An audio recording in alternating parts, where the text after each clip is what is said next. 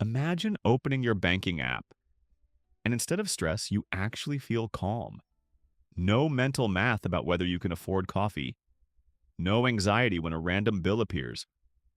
Just a quiet feeling that things are under control. Most people think that moment only comes when you become a millionaire. Financial gurus love throwing around big numbers like six figures or $1 million. But the truth is, the first real turning point with money happens much earlier, around $20,000.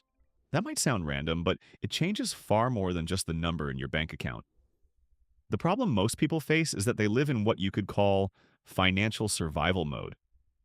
Money comes in, bills go out, and suddenly the account is empty again. Then the cycle repeats every month. When you're stuck in that loop, every decision feels heavy. Buying something small requires thinking twice. An unexpected expense feels like a disaster waiting to happen. Your brain isn't focused on building wealth, it's focused on avoiding the next financial problem. And here's something interesting. Research shows that financial stress activates the same parts of your brain as physical danger. In other words, your brain reacts to an empty bank account almost like it reacts to a threat. So it's not surprising that long-term thinking becomes difficult. Now here's where things start to change. The first thing that happens when someone saves around $20,000 is psychological. Suddenly, problems that used to feel catastrophic become manageable. If your laptop breaks, it's annoying, but it's not a crisis. If your car needs repairs, it's frustrating, but your entire month doesn't collapse because of it. That breathing room changes the way your brain works. Instead of constantly asking, "How do I survive until the next paycheck?" you start asking a different question. How can I grow this money? And that shift alone is powerful, but the second change is mathematical. Let's say someone saves and invests $1,000 every month.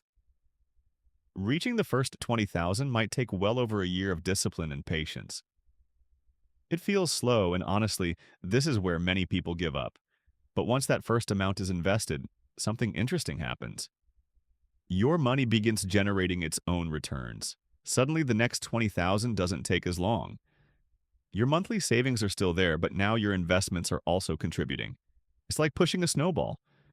At the beginning, you're doing all the work, but once the snowball gets bigger, it starts helping itself roll. And here's a simple example. If you earn a 10% return on $1,000, that's $100.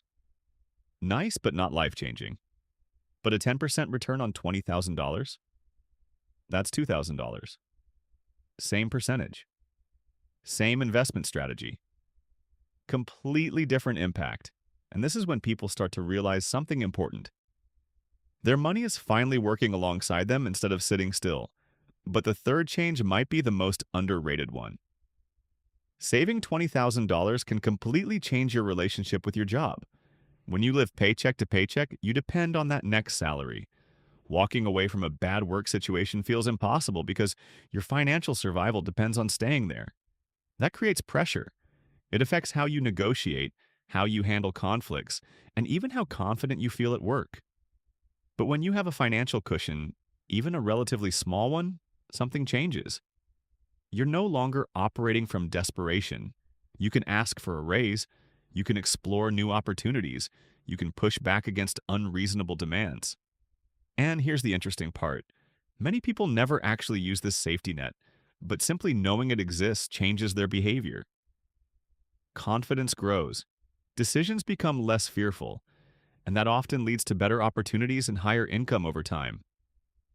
So how does someone actually reach this milestone?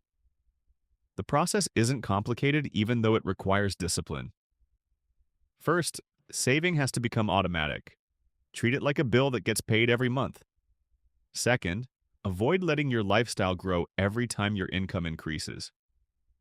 Many people earn more over time, but their spending grows just as quickly.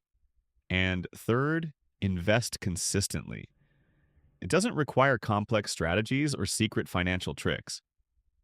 Simple, diversified investments done consistently over time can be enough. But there's one mistake people make right after reaching this milestone.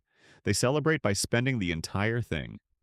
Buying a new car, taking an expensive vacation, or making a purchase that erases months or years of discipline. That $20,000 shouldn't be seen as a reward. It's the foundation. It's the starting point that allows compound growth to finally begin.